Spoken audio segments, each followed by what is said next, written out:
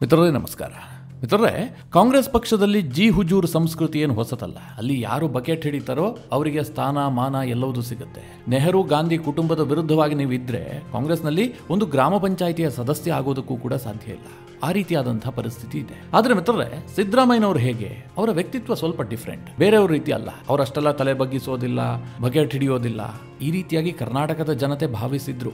ಗಾಂಧಿ ಕುಟುಂಬಕ್ಕೆ ನಿಷ್ಠರಾಗಿರಬಹುದು, ಆದ್ರೆ ಒಂದು ಹಂತಕ್ಕೆ ಮೀರಿ ಅವರು ಯಾವತ್ತೂ ತಲೆ ಬಗ್ಗಿಸೋದಿಲ್ಲ ಅಂತ. ಆದ್ರೆ ಸದ್ಯ ಸಿದ್ದರಾಮಯ್ಯನವರು ಮೂಢ ಹಗರಣವನ್ನು ಎದುರಿಸ್ತಾ ಇದ್ದಾರೆ. ಸ್ವತಃ ಅವರ ವಿರುದ್ಧ ಆರೋಪ ಕೇಳಿಬಂದಿದೆ. ಅಧಿಕಾರ ಹಸ್ತಾಂತರದ ಮಾತುಗಳು ಕೇಳಿಬರ್ತಾ ಇದೆ. ಸಿದ್ದರಾಮಯ್ಯನವರು ಮುಖ್ಯಮಂತ್ರಿ ಗಾದಿಯನ್ನ ಕಳೆದುಕೊಳ್ಳುವಂತಹ ಆತಂಕದಲ್ಲಿದ್ದಾರೆ. ಈ ಸಂದರ್ಭದಲ್ಲಿ ನೆಹರು ಗಾಂಧಿ ಕುಟುಂಬವನ್ನ ಮೆಚ್ಚಿಸೋದಕ್ಕೆ ಸಿದ್ದರಾಮಯ್ಯನವರು ಒಂದು ದೊಡ್ಡ ನಿರ್ಧಾರ ಮಾಡಿದ್ದಾರೆ. ಈ ಹಿಂದೆ ಇದೇ ಸಿದ್ದರಾಮಯ್ಯ ನಮ್ಮ ತೆರಿಗೆ ನಮ್ಮ ಹಕ್ಕು ಅಂತ ಹೇಳಿ ದೆಹಲಿಯಲ್ಲಿ ಹೋಗಿ ಪ್ರತಿಭಟನೆ ಮಾಡಿದ್ರು. ಕೇಂದ್ರ ಸರ್ಕಾರದವರು ಕರ್ನಾಟಕಕ್ಕೆ ತೆರಿಗೆ ಅನ್ಯಾಯ ಮಾಡ್ತಾ ಇದ್ದಾರೆ, ಕರ್ನಾಟಕದ ರಾಜ್ಯದ ಜನ ತೆರಿಗೆ ದುಡ್ಡು ಕಟ್ತಾ ಇದ್ದಾರೆ, ಇದನ್ನು ಇವರು ಮನಸ್ಸಿಗೆ ಬಂದಂತೆ ಬೇರೆ ಬಿಹಾರ ಉತ್ತರ ಪ್ರದೇಶಕ್ಕೆಲ್ಲ ಹಂಚುತ್ತಾ ಇದ್ದಾರೆ, ನಮ್ಮ ತೆರಿಗೆ ನಮ್ಮ ಹಕ್ಕು ಹೀಗಂತ ದೆಹಲಿಯಲ್ಲಿ ಹೋಗಿ ಪ್ರತಿಭಟಿಸಿದ್ರು. ಆಗ ನಾವೆಲ್ಲರೂ ಏನಂದ್ಕೊಂಡಿದ್ವಿ ಗೊತ್ತಾ? ನಿಜವಾಗ್ಲೂ ಸ್ವಾಭಿಮಾನಿ ಸಿದ್ದರಾಮಯ್ಯ ಕರ್ನಾಟಕದ ತೆರಿಗೆಯ ದುಡ್ಡು ಕರ್ನಾಟಕಕ್ಕೆ ಬಳಕೆ ಆಗಬೇಕು ಅಂತ ಹೋರಾಟ ಮಾಡ್ತಾ ಇದ್ದಾರೆ ಅಂತ. ಆದ್ರೆ ಮಿತ್ರರೇ, ಇದೇ ಸಿದ್ದರಾಮಯ್ಯನವರು ಈಗ ನೆಹರು ಗಾಂಧಿ ಕುಟುಂಬವನ್ನು ಮೆಚ್ಚಿಸೋದಕ್ಕೋಸ್ಕರವಾಗಿ ಕರ್ನಾಟಕದ ತೆರಿಗೆಯ ದುಡ್ಡನ್ನ ಪಕ್ಕದ ಕೇರಳಕ್ಕೆ ಮನಸ್ಸಿಗೆ ಬಂದಂತೆ ದಾನ ಮಾಡ್ತಾ ಇದ್ದಾರೆ. ಅದು ಯಾಕೆ? ಪ್ರಿಯಾಂಕಾ ಗಾಂಧಿ ಅವರನ್ನ ಮೆಚ್ಚಿಸೋದಕ್ಕೆ.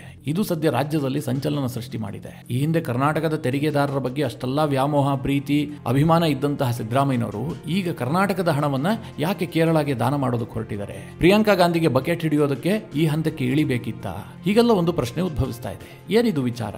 ಕೇರಳಕ್ಕೆ ಯಾಕೆ ಸಿದ್ದರಾಮಯ್ಯನವರು ದಾನ ಮಾಡ್ತಾ ಇದ್ದಾರೆ? ಯಾವ ದುಡ್ಡನ್ನ ದಾನ ಮಾಡ್ತಾ ಇದ್ದಾರೆ? ಇದೆಲ್ಲದನ್ನ ಈ ವಿಡಿಯೋದಲ್ಲಿ ನಿಮಗೆ ಸ್ವಲ್ಪ ಡೀಟೇಲ್ ಆಗಿ ತಿಳಿಸ್ಕೊಡ್ತೀನಿ. ನೀವು ಈ ವಿಡಿಯೋನ ಕೊನೆವರೆಗೂ ಮಿಸ್ ಮಾಡದೆ ನೋಡಿ. ಮಿತ್ರರೇ, ನಿಮಗೆಲ್ಲ ಗೊತ್ತು, ವಯನಾಡಿನಲ್ಲಿ ಕಂಡು ಕೇಳರಿಯದಂತಹ ಒಂದು ಭೂಕುಸಿತ ಆಗುತ್ತೆ. ಬಹುಶಃ ಈ ಪ್ರಕೃತಿಯಲ್ಲಿ ಕೆಲವೇ ಬಾರಿ ಇಂತಹ ದುರ್ಘಟನೆಗಳು ಸಂಭವಿಸುತ್ತೆ. ಯಾರು ಊಹೆ ಮಾಡೋದಕ್ಕೂ ಸಾಧ್ಯ ಇಲ್ಲ. ಅಂತಹ ಒಂದು ಘನಘೋರ ಘಟನೆ. ಮನುಷ್ಯರಾದವರೆಲ್ಲರೂ ಕೂಡ ಅದಕ್ಕೆ ಸ್ಪಂದಿಸಲೇಬೇಕು, ಕೈಲಾದ ಸಹಾಯ ಮಾಡಬೇಕು, ಅದರಲ್ಲಿ ಯಾವುದೇ ಡೌಟ್ ಇಲ್ಲ. ಆದ್ರೆ ಮಿತ್ರರೇ, ವಯನಾಡಿನಲ್ಲಿ ಯಾವಾಗ ಈ ದುರಂತ ಆಯ್ತಲ್ಲ, ನೂರಾರು ಜನ ಸಾವಿಗೀಡಾದ್ರು, ಸಾವಿರಾರು ಜನ ಮನೆ ಕಳೆದುಕೊಂಡ್ರು, ನಿರ್ಗತಿಕರಾಗ್ಬಿಟ್ರು, ಬದುಕು ಹೇಗೆ ಅನ್ನುವಂಥದ್ದು ಗೊತ್ತಿಲ್ಲದಂತಹ ಪರಿಸ್ಥಿತಿಯಲ್ಲಿ ನಡು ನೀರಿನಲ್ಲಿ ನಿಲ್ಲುವಂತಹ ಒಂದು ವಾತಾವರಣ ನಿರ್ಮಾಣ ಆಯಿತು. ಬೇರೆ ಬೇರೆ ರಾಜ್ಯಗಳು, ಬೇರೆ ಬೇರೆ ಸಂಘ ಸಂಸ್ಥೆಗಳು ಎಲ್ಲರೂ ಕೂಡ ಸಹಾಯ ಮಾಡೋದಕ್ಕೆ ಮುಂದೆ ಬಂದರು. ಆ ಸಂದರ್ಭದಲ್ಲಿ ಕರ್ನಾಟಕ ಸರ್ಕಾರವೂ ಕೂಡ ನಾವು ಸಹಾಯ ಮಾಡ್ತೀವಿ ಅಂತ ಮುಂದೆ ಬಂತು. ಕೇರಳದಲ್ಲಿ ಯಾರ್ಯಾರು ಮನೆ ಕಳ್ಕೊಂಡಿದ್ದಾರೋ, ಅಂದ್ರೆ ವಯನಾಡು ದುರಂತದಲ್ಲಿ ನಾವು 100 ಮನೆಗಳನ್ನು ನಿರ್ಮಾಣ ಮಾಡಿಕೊಡ್ತೀವಿ, ಅಂದ್ರೆ ಸುಸರ್ಜಿತವಾಗಿ ವಾಸಯೋಗ್ಯವಾದಂತಹ 100 ಮನೆಗಳನ್ನು ಕಟ್ಟಿಕೊಡ್ತೀವಿ ಅಂತೇಳಿ ಸಿದ್ದರಾಮಯ್ಯನವರು ಘೋಷಣೆ ಮಾಡಿದ್ರು. ಸಾಮಾನ್ಯವಾಗಿ ಒಂದು ರಾಜ್ಯ ಇಂತಹ ಘೋಷಣೆ ಮಾಡಿದ್ರೆ, ಅದು ಕೂಡ ಸುಮ್ಮನೆ ಘೋಷಣೆ ಮಾಡಿ ಏನಲ್ಲ, ನಮ್ಮ ರಾಜ್ಯ ಸರ್ಕಾರ ಅವರಿಗೊಂದು ಪತ್ರ ಕಳುಹಿಸಿರುತ್ತೆ. ಅಲ್ಲಿನ ಸರ್ಕಾರಕ್ಕೆ ಪತ್ರ ಬರೆದಿದ್ರಲ್ಲಿ ಇವರು ತಿಳಿಸಿರ್ತಾರೆ, ನಾವು ಹೀಗೆ 100 ಮನೆಯನ್ನ ಕಟ್ಟಿಕೊಡ್ತೀವಿ, ನೀವು ಯಾವಾಗ ಹೇಳ್ತಿರೋ ಆವಾಗ ನಾವು ಮನೆ ನಿರ್ಮಾಣಕ್ಕೆ ಮುಂದಾಗ್ತೀವಿ. ಹೀಗೆಲ್ಲ ಸರ್ಕಾರ ಪತ್ರ ಬರೆದಿರುತ್ತಲ್ಲ, ಅಂತಹ ಸಂದರ್ಭದಲ್ಲಿ ಯಾರು ಸಂತ್ರಸ್ತರು ಇರ್ತಾರೋ ಅವರು ಮುಂದೆ ಬರಬೇಕು. ಹೌದು, ನಮಗೆ ನಿಮ್ಮ ಅವಶ್ಯಕತೆ ಇದೆ, ನೀವು ಸಹಾಯ ಮಾಡಿ, ನಮ್ಗೆ ಇಂತಲ್ಲಿ ಮನೆ ಕಟ್ಕೊಡಿ, ಇಂತಿಂತವ್ರಿಗೆ ಕಟ್ಕೊಡಿ, ಇದನ್ನೆಲ್ಲ ಕೇರಳದವ್ರು ಹೇಳಬೇಕಾಗಿತ್ತು. ಆದ್ರೆ ಕೇರಳದವರು ಇದುವರೆಗೂ ಆ ಕೆಲಸಕ್ಕೆ ಮುಂದಾಗಿಲ್ಲ. ಅದರ ಅರ್ಥ ಏನು ಕೇಳಿದ್ರೆ, ಕೇರಳದವರಿಗೆ ಅದು ಬೇಕಾಗಿಲ್ಲ ಅನ್ನುವಂಥದ್ದೇ. ಕೇರಳ ಸರ್ಕಾರ ಎಷ್ಟು ಲೇಟ್ ಲತೀಫ್ ಆಗಿದೆ ಅಂತಂದ್ರೆ, ಕೇಂದ್ರ ಸರ್ಕಾರ 2219 ಕೋಟಿ ಪರಿಹಾರ ಕೊಡೋದಕ್ಕೆ ಮುಂದೆ ಬಂದಿದೆ. ವಿಪತ್ತು ನಿರ್ವಹಣೆಯ ಅಡಿಯಲ್ಲಿ ಕೇಂದ್ರ ಸರ್ಕಾರ ಕೊಡುವಂತಹ ಪರಿಹಾರ. ಅದೇನು ಕೇಂದ್ರ ಸರ್ಕಾರ ಕೊಡ್ತಾ ಇದೆ ಅಂತ ಹೇಳೋದಲ್ಲ, ಕೇರಳದ ಹಕ್ಕು. ಈ ದೇಶದಲ್ಲಿ ಎಲ್ಲೇ ವಿಪತ್ತಾದ್ರೂ ಕೂಡ ಅದಕ್ಕೆ ಪರಿಹಾರವನ್ನ ಕೊಡಲೇಬೇಕು. ಕೇಂದ್ರ ಸರ್ಕಾರ ಕೊಡೋದಕ್ಕೆ ಮುಂದೆ ಬಂದಿದೆ. ಅದನ್ನ ತೆಗೆದುಕೊಳ್ಳೋದಕ್ಕೂ ಕೂಡ ಒಂದು ಎಸ್ಟಿಮೇಟ್ ಮಾಡಿ ಅರ್ಜಿ ಸಲ್ಲಿಸಬೇಕಲ್ಲ, ಅದನ್ನ ಕೂಡ ಕೇರಳ ಸರ್ಕಾರ ಮಾಡಿಲ್ಲ. ಹೀಗಾಗಿ ಪ್ರಿಯಾಂಕಾ ಗಾಂಧಿ ಈಗ ಸಂಸದರಾಗಿ ಅಮಿತ್ ಶಾ ಅವರನ್ನ ಭೇಟಿ ಆದ್ರಲ್ಲ, ನಮಗೆ ಪರಿಹಾರ ಕೊಡಿ, ಕೇಂದ್ರ ಸರ್ಕಾರದವರು 1 ಪೈಸೆ ಕೊಟ್ಟಿಲ್ಲ. ಮೋದಿ ಅವರು ವಯನಾಡಿಗೆ ಬಂದು ಹೋದ್ರು, ಆದ್ರೂ ಕೂಡ ಪರಿಹಾರ ಕೊಟ್ಟಿಲ್ಲ. ಹೀಗೆಲ್ಲ ಪ್ರಿಯಾಂಕಾ ಗಾಂಧಿ ಅಮಿತ್ ಶಾ ಬಳಿಯಲ್ಲಿ ಹೇಳೋದಕ್ಕೆ ಹೋದ್ರು. ಆಗ ಅಮಿತ್ ಶಾ ಹೇಳಿದ್ದು ಒಂದೇ ಮಾತು, ನಾವು ಪರಿಹಾರವನ್ನ ರೆಡಿ ಇಟ್ಕೊಂಡು ಕೂತಿದೀವಿ, ಆದ್ರೆ ನಮಗೊಂದು ಎಸ್ಟಿಮೇಟ್ ಮಾಡಿ ಒಂದು ಲೆಟರ್ ಕೊಡಿ ಅಂದ್ರೆ ಕೇರಳ ಸರ್ಕಾರ ಕೊಡೋದಕ್ಕೆ ರೆಡಿ ಇಲ್ಲ. ಹೀಗಿದ್ದಂತಹ ಸಂದರ್ಭದಲ್ಲಿ ಟೆಕ್ನಿಕಲಿ ನಾವು ಹಣ ಬಿಡುಗಡೆ ಮಾಡೋದಕ್ಕೆ ಸಾಧ್ಯ ಇಲ್ಲ ಅಂತ ಅಮಿತ್ ಶಾ ಹೇಳಿದ್ರು. ನಾನು ಯಾಕೆ ಈ ಉದಾಹರಣೆ ಕೊಡ್ತಾ ಇದ್ದೀನಿ ಅಂತಂದ್ರೆ, ಕೇರಳ ಸರ್ಕಾರ ಅಷ್ಟೊಂದು ಲೇಟ್ ಲತೀಫ್ ಆಗಿದೆ. ಅವರಿಗೆ ತಮ್ಮದೇ ಜನರಿಗೆ ಹೆಲ್ಪ್ ಮಾಡುವಂತಹ ಉದ್ದೇಶ ಇಲ್ವಾ ಅನ್ನುವಂತಹ ಭಾವನೆ ಬರುತ್ತೆ. ಇಂತಹ ಪರಿಸ್ಥಿತಿಯಲ್ಲಿ ಕರ್ನಾಟಕವೂ ಕೂಡ 100 ಮನೆ ಕಟ್ಟಿಕೊಡೋದಾಗಿ ಹೇಳಿತ್ತು. ಕೇರಳ ಸರ್ಕಾರ ಅದಕ್ಕೆ ಯಾವುದೇ ರೀತಿಯಲ್ಲೂ ಸ್ಪಂದಿಸಿಲ್ಲ.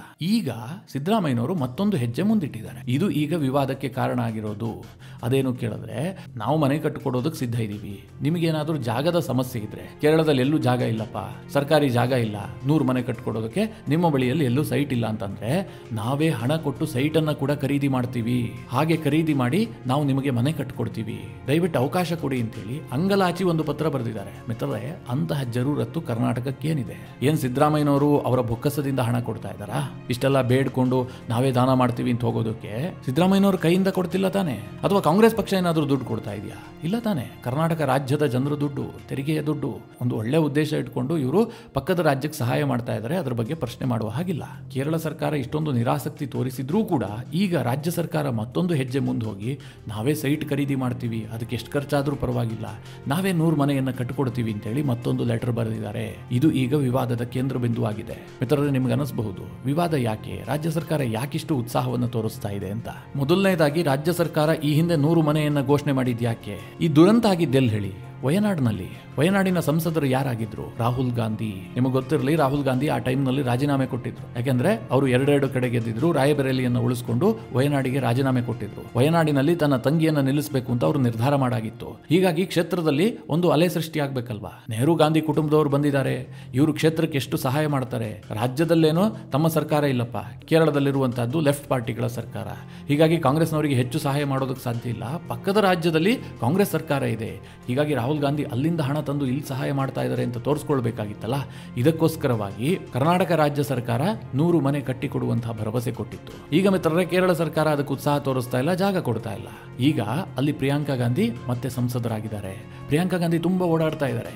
ಲ್ಯಾಂಡ್ ಸ್ಲೈಡ್ ನಲ್ಲಿ ಯಾರ್ಯಾರಿಗೆ ಸಂಕಷ್ಟ ಉಂಟಾಗಿದೆಯೋ ಅವರೆಲ್ಲರಿಗೂ ಪರಿಹಾರ ಕೊಡಿಸಬೇಕು ಅಂತ ಪ್ರಿಯಾಂಕಾ ಗಾಂಧಿ ಸಾಕಷ್ಟು ಓಡಾಡ್ತಾ ಇದ್ದಾರೆ. ಅವರು ಅಮಿತ್ ಶಾ ಭೇಟಿಯಾಗಿದ್ರು, ಕೇಂದ್ರಕ್ಕೆ ಮನವಿ ಮಾಡ್ಕೊಂಡಿದ್ದಾರೆ. ಈ ಸಂದರ್ಭದಲ್ಲಿ ಕರ್ನಾಟಕ ರಾಜ್ಯ ಸರ್ಕಾರ ಏನ್ ಮಾಡ್ತಾ ಇದೆ? ನಾವೇ ಸೈಟ್ ತೆಗೆದುಕೊಂಡು ಮನೆ ಕಟ್ಕೊಡ್ತೀವಿ ಅಂತ ಹೇಳೋದಕ್ಕೆ ಹೊರಟಿದ್ದಾರೆ. ಹೀಗಾಗಿ ರಾಜ್ಯ ಬಿಜೆಪಿ ನಾಯಕರು ಇರಬಹುದು, JDS ನಾಯಕರು ಇದರ ಬಗ್ಗೆ ಆಕ್ಷೇಪ ವ್ಯಕ್ತಪಡಿಸ್ತಾ ಇದ್ದಾರೆ.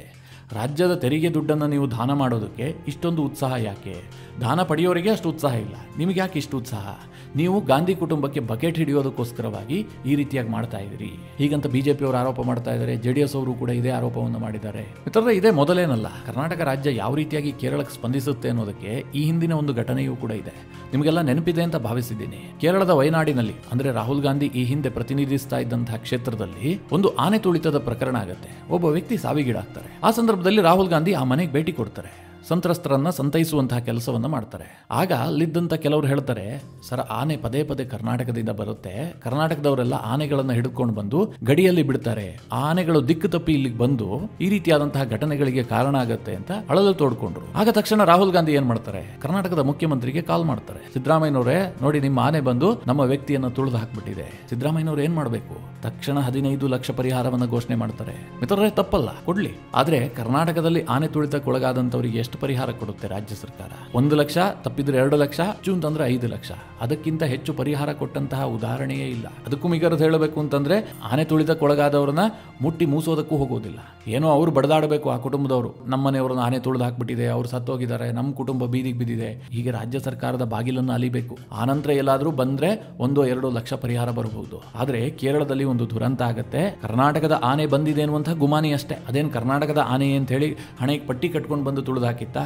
ಇಲ್ಲ. ಆದ್ರೆ ರಾಹುಲ್ ಗಾಂಧಿ ಫೋನ್ ಮಾಡಿದ್ರಲ್ಲ, ತಕ್ಷಣ ಸಿದ್ದರಾಮಯ್ಯನವರು 15 ಲಕ್ಷ ಪರಿಹಾರವನ್ನು ಘೋಷಣೆ ಮಾಡ್ತಾರೆ.